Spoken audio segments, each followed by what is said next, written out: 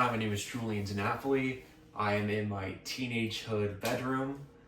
You know, the house is on sale, so it won't be like that forever. And today's video is my 2024 guitar collection. Even though we're literally halfway through 2025. But the collection hasn't changed at all, and the majority of it happened in 2024. So this is a long-form YouTube video that will document this part of my collection at this stage of my life. So why don't we just get right into it? Starting with our honorable mention, we have this thing. This was an actual guitar. Obviously, I don't consider this to be a guitar in my collection, but I do still have it, and I kind of keep it in my room. This was an actual guitar that was bought on Amazon. You know, one of those really cheap ones. I bet it was probably 60 bucks. And when I was playing it, because this was going to be some context, this is a stage prop. It is the guitar that I broke on stage every day for the collegiate premiere of Waitress at Shenandoah Conservatory, because I played the antagonist who played the guitar in Act 1, and then in Act 2 he gets so angry that he destroys his beloved guitar. So they bought this shitty Amazon guitar, and I was playing it, and it was just god-awful. Like right about here, none of these strings would even resonate. It would just buzz, and it wasn't a me thing. It was how bad the guitar was, and it didn't stay in tune. So I brought my own guitar, and they ended up using that Amazon guitar. They took off all of the strings, and they cut the body out, like the front plate. They asked me for some pictures of my other guitar, and they kind of painted this one to make it look like it so that it wasn't so bad on stage. And then I would plop it down like this, and I would stomp it because I couldn't smash it, you know, like I wanted to, because we only had one body, and they had 4 of these. This is held together by like Velcro, as you can see. But yeah, it was in the trash, and I just decided to pick it up, and it's just a good memory. Okay, to actually start off the list, we are going to begin with technically the first guitar that is in the collection. It was a late addition, but technically one of the first. This is a Giannini nylon classical. Not exactly a number to it, but it's a classical guitar. This is the guitar that I used on stage for Waitress during the song You Will Still Be Mine. I only got to play 3 chords twice, but still good. The origin of this guitar, my grandmother found it at a yard sale, and she bought it for cheap and gifted it to my father. And he didn't really play it much, but he always kept it around, and it worked its way here. And once I started to get more into guitar, you know, there it is, a nice classical that was perfect for Waitress. Another fun fact about it, and probably the reason why I keep it around, is that I had Andrew Fitch, our director, sign it. It is one of 2 signed guitars in my collection, which is really cool.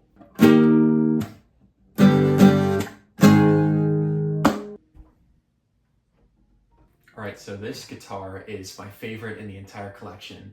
If I had to sell all of my guitars and only keep one, this would be the one. It is also my first guitar, so there's a lot to tell. That's why I'm doing this long form video. I actually named most of my guitars. I haven't named that one. Technically it would be called Earl, but I named this one Cobietta, and I'll explain why. Anyway, how did I even get into guitar? That's how far back we're going with this. Basically, college auditions for musical theater school. I heard the song Boulevard of Broken Dreams from a playlist for the first time, and I thought the guitar sounded easy enough. So I kind of decided that I wanted to do that song for the audition. So I asked my friend, my best friend, if I could borrow his guitar so I can work on it. So I borrowed his guitar, and I practiced and practiced and practiced for weeks, like getting the initial calluses and whatnot, and like the rhythm and strumming technique. I used his guitar for the audition. I rocked the audition. And after that, I, wanted my first real guitar so I can get more into it. So it was my 18th birthday, and my grandmother from Poland had been saving an amount of money every month since I was born to give it, to give this sum as a birthday present. So it was very meaningful. And I used a lot of that cash gift to buy my first guitar gear. So I went to my local shop, which I'm a good customer for, and I ended up deciding to buy this one because I wanted a nice, reliable guitar that'll last me through time, that's good quality, and is kind of cool as well. They didn't have this one in stock. They had to order the cherry red color. And yeah, so I bought this and that guitar case you saw earlier, and my first strap and picks and a tuner and a capo. All cost me around $1,000. I kind of forget what this retails for, but what even is it? This is a Yamaha FSC-TA transacoustic. What does that mean? I can plug it into an amp, which is awesome, and there are some onboard controls to change the effects. It has special effects. I actually keep the plastic on kind of as a gag, but also to see what dials do what. So you can alter the volume of the amp, and then you can play the effects without an amp as well. That would be, you can control the reverb in the chorus, so it sounds, really cool. There's also, I cut out this from one of the bulletins from my church, so it's kind of a nice Jesus artwork, And yes, I named her Kobieta. Kobieta means woman in Polish. And I gave it the name because this is the only girl I ever need, really, to keep me company.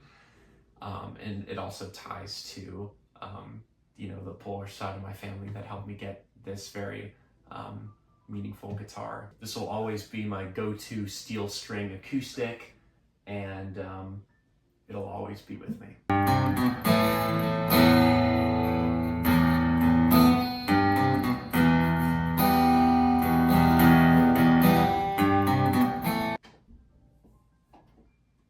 Alright, so moving into the electric guitars, we have my first one ever, which obviously is a Squire Stratocaster. Well, it might not be obvious because it looks nothing like it. That's because I did a lot of really appearance work on it. There's nothing, mechanically different about it. But yeah, so the origins of this. So I had my acoustic guitar, I was learning the basics of guitar, and then I saw the 2008 pro shot of Rent in preparation for my first year of college, and Rent made me fall in love with both rock music and the electric guitar.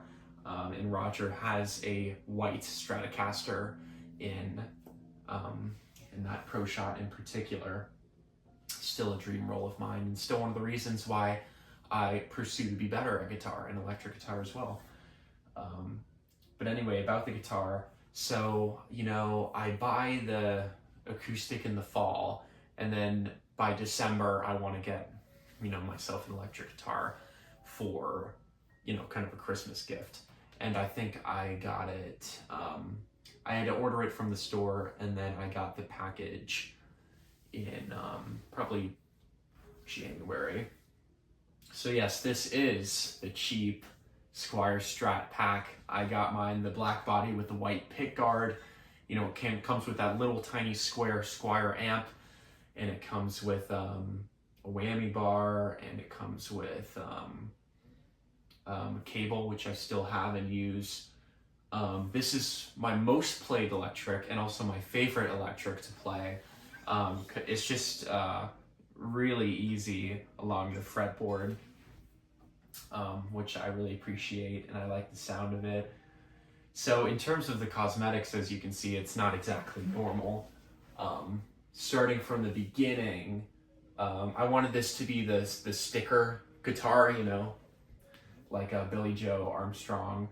So I started putting stickers, and then there are a lot more on the back. There's Kiki, there's a panda, American Idiot, some words I put, Virginia, some other stuff. And then once I started to get really into Nirvana, I wanted to model my Strat after Kurt Cobain's Fender Strat, and I'll put a picture of that up here. So what I did to achieve that is I disassembled the guitar, which is the first time that I did it ever, which is cool.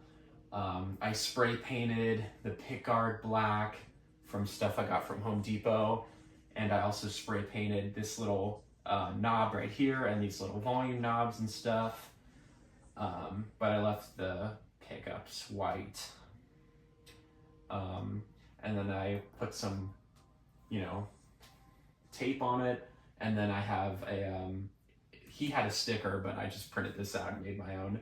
So this is kind of my message Strat as well. I can put different messages on it. This is the first one I did. It's a little outdated, it needs a new one, but I like it nonetheless. This is my favorite electric guitar. I do look forward to upgrading it to an actual Fender Strat, but I'm gonna have to play this to death before I do that, because this was like, the whole package was like, I don't know, $220-ish, I think. And those go for, and the real Fenders get, it's like $700. The one thing I will change about it,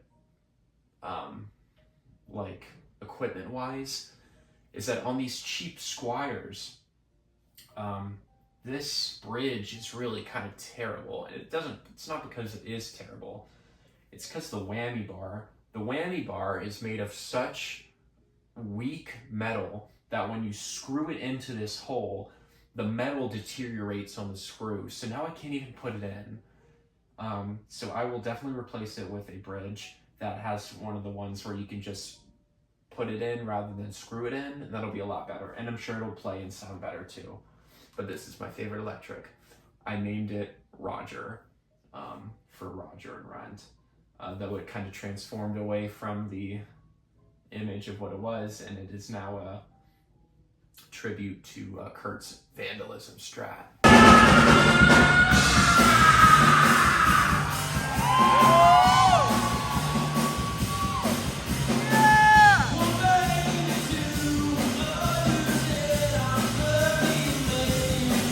I told you this would be long form because I'm telling you all the things about it.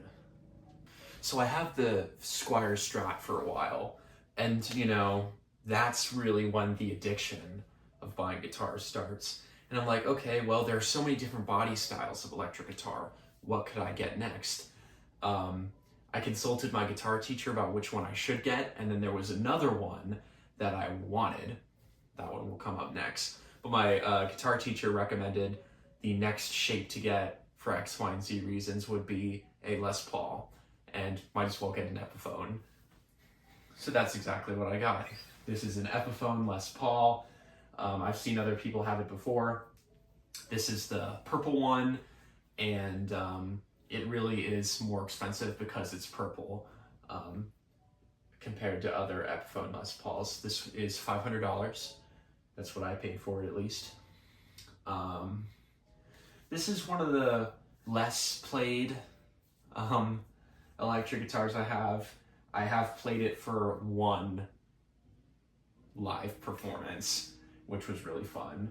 But I reserve this guitar when I want to learn Green Day songs or heavier stuff. But it sounds good. It's a little bit heavier than the Strat in terms of sound, and it also is physically the heaviest guitar I own because it's totally solid body. Yeah, and then the other thing that makes this guitar special is that it is the second of my signed guitars. And this one is signed by Alex Brightman. If you don't know who Alex Brightman is, he is famous for playing Beetlejuice on Broadway, and also Dewey Finn in School of Rock on Broadway. Dewey plays a Les Paul in the Broadway production. So I thought it would be cool if I played some School of Rock during this masterclass I had with him my freshman year. You know, whether or not that was a good idea, we learned from the experience, and he was nice enough to sign the guitar. The message says, stick it to every single man.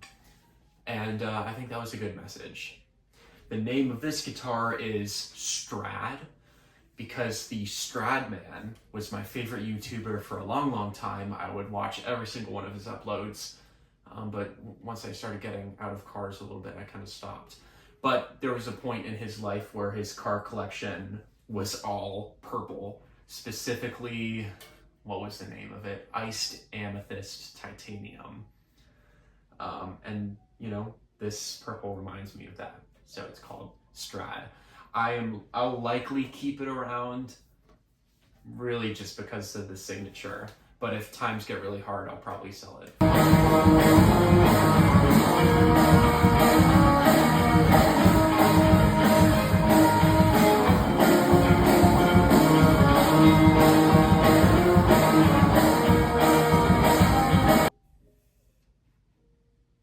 All right, so moving on to the next one.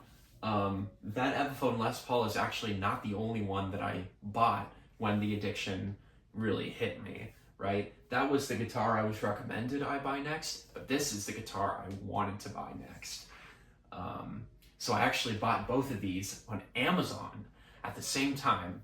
This one is also, it was $500 retail. Now you can get a new one for $450. And I bought them at the same time with an amp too, so it was like a $1,200 purchase on Amazon. Then, once I got these, if you buy a guitar from Amazon and you're serious about it, you should take it into a shop, because they're going to fix it up, you know.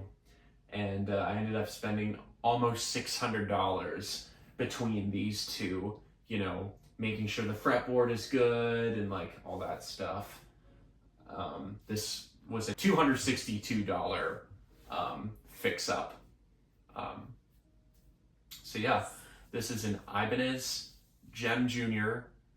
Steve Vai. The names are interchangeable. You can say Steve Vai Jem Jr. I got this one because when I saw it online, I was blown away by like how it looked and the hot pink color. And I imagined myself just like being at a point where I would just like shred this thing, and it was like so like it's hot pink and it's like just so like sharp and cool. It is certainly sharp. The headstock and specifically right here is very sharp. It's a great looking guitar. The cutout right here, not only is it cool and different, but it is certainly functional. I've, you know, carried around it like this lots. And it doesn't impact the playing at all. Since it's an Ibanez, you can see the beautiful, you know, like tree of life inlays in there. You know, while it's cool that there are 3 pickups here, that's actually something I don't like about it, because when you're picking at it, you know, your pick will either hit right here. You know, it's kind of nice to have like a space in between, like in the Epiphone. Another little switch here, volume knob, tone knob. The thing I didn't know yet as a guitar novice is I didn't know what a Floyd Rose bridge is and what the qualities of that are. This has it. If you don't know what it is, basically it is a bridge that is a lot looser than others, and because it is looser, when you do the whammy bar, like the slightest touch completely changes the sound of the guitar. It warps it. A Floyd Rose bridge is what Eddie Van Halen had and used for a lot of his whammy effects, and for like the Beat It solo, he'd go, you know, that's a quality of the Floyd Rose. Unfortunately, it changes the maintenance of the guitar a lot. So when you're using a Floyd Rose, there are these string lockers up here. What that does is that if I were to, it locks the tuning in place. So if I were to twist all of these, it wouldn't do a single thing to the tuning. If you want to tune this guitar, you actually have to use the fine tuners down here. So yeah, and there's also a whole like different process to like changing the strings. You have to put a sock under here. You have to like untighten these, then you have to take them off, put them back on. So it's just like a lot of extra work just for like a really delicate whammy kind of thing. And because of that, this is actually my least played electric guitar probably ever. I used it for like a really short live performance last year, and other than that I haven't really touched it because it's just not exactly what I need at my current playing level. And though I'll be using the rest of the summer to get like, you know, better than I am now, I'm still, you know, a lot around here. I'm still using bar chords a lot, or power chords really. And I'm just not at like the, you know, like finger tapping, you know, like super fast sweep picking thing that I feel like this guitar is needed for, or this guitar is good for, really. And I don't really use songs that really require a whammy bar. So this guitar I'm actually selling. I forgot to mention that I actually dropped it at one point. That's why this little May sticker is here from my neighbor Totoro. If I were to lift it up, there's like a little section where the paint is chipped off and some of the wood is chipped off too. That's because I dropped it because the strap came loose. You know how it is. And it was in my bathroom, so it hit the floor. So I covered it up with a sticker. It is currently on sale on eBay and Facebook Marketplace for, honestly, I'd be lucky to get $400 for it because the value is dropping. I paid $500 for it. Now it's $450 for a new one. And for a used one, and not only that, a broken one, I'd be lucky to get $350, but I'm asking $400. So if you're in the Winchester area and you'd like this sweet guitar and it's everything you need and want, then it's all yours. So those were my 4 guitars for a while. The Kobieta through Ken. That's what I named the pink Ibanez, Ken, for like, I'm just Ken from the Barbie movie, because pink, right? So I only had those 4 for a while. I was content. And then I started listening to Polythia, and I found out that Tim Henson makes a signature black nylon guitar that is way different from my acoustic, my red acoustic. So when I saw it at my local shop, I had to cop it. This is the first guitar that I got since the major purchase of the 2 electrics. This was my first guitar I bought in the summer of 24. When I definitely made some additions. And yes, it is an Ibanez, Tim Henson. What even is this guitar? Oh, okay, let me start over. This is an Ibanez TOD 10N Tim Henson signature.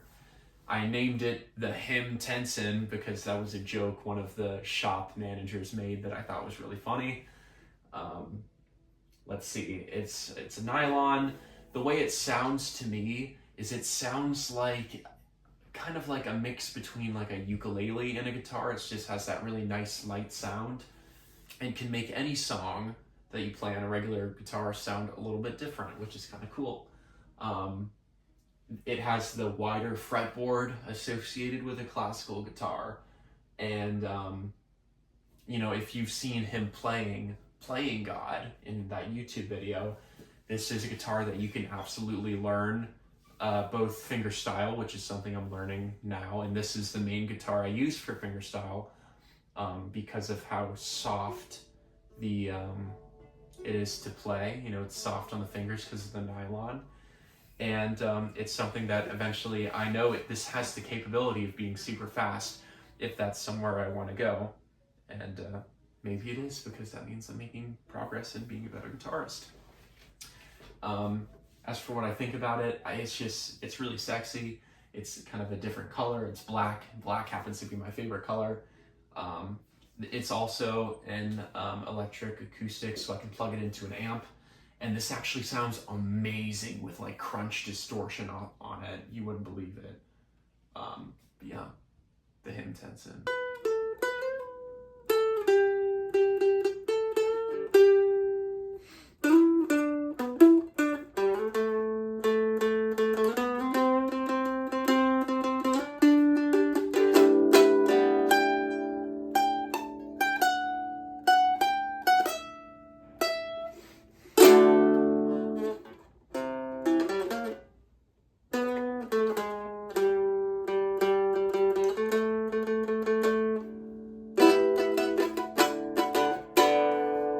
right, if you've stuck with me so far, I appreciate you watching this first guitar collection video of mine. Certainly won't be the last, probably. But I'm proud to say I haven't bought a new guitar in a while. This is the last guitar in the collection and the last one I bought also in the summer of 2024, and there's a specific reason for it. It is absolutely ugly, as I'm sure you can see. This is called the Destruction Telecaster, I've named it. You can only imagine why. It is a Squire Telecaster, and I was just in the guitar shop like I shouldn't have been at that point because I've spent so much money on guitars at this point. And then I saw like they sold cheap new Telecasters for like 159 bucks, and then he showed me this one.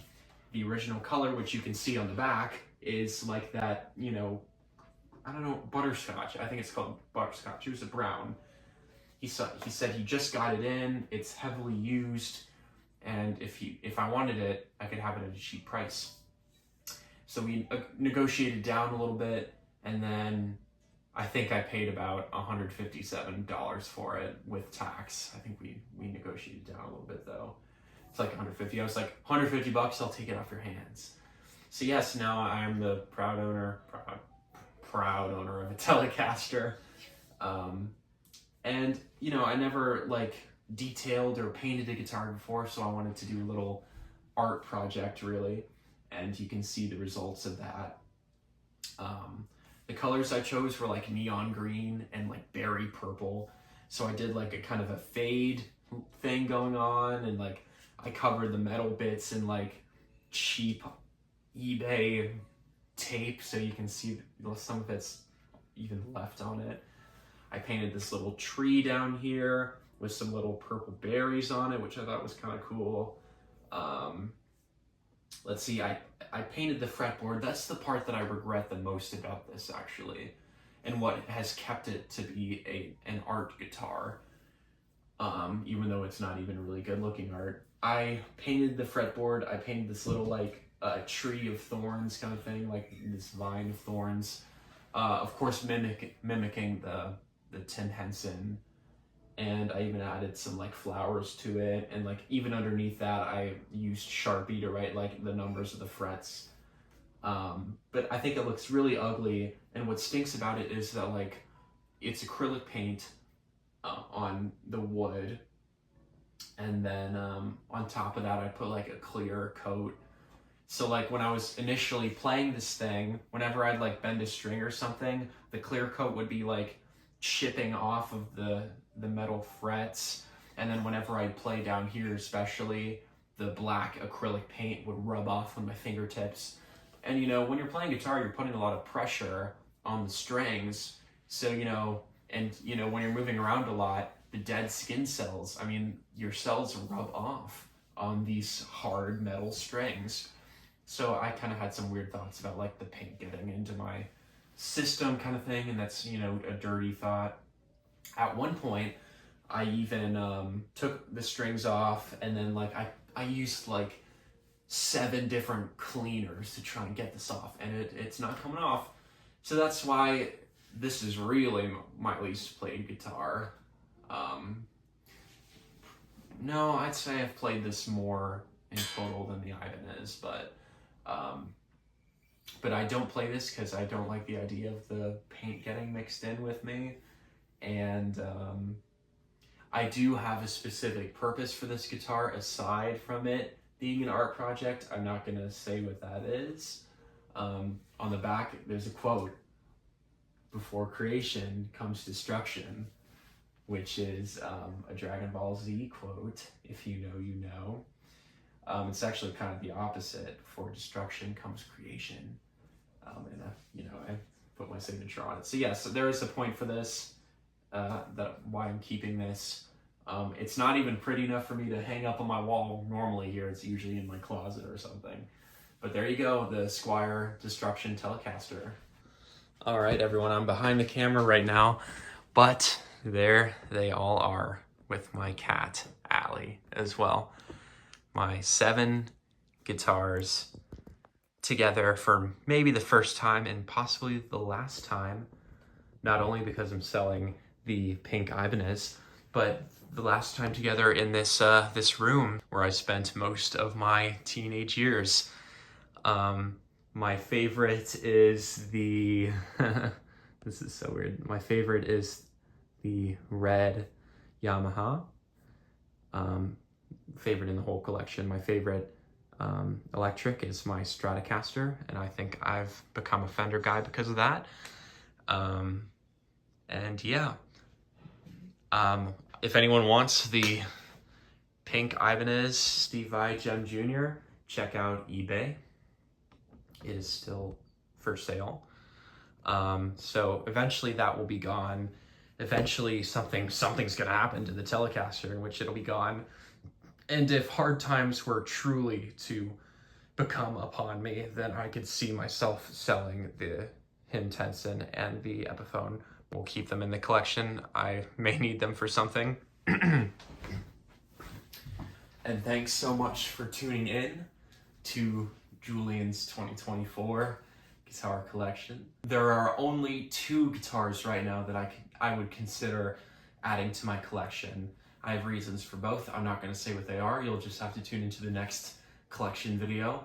I hope you all enjoyed.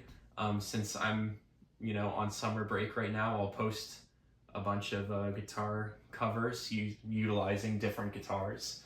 And I hope you all have a wonderful day.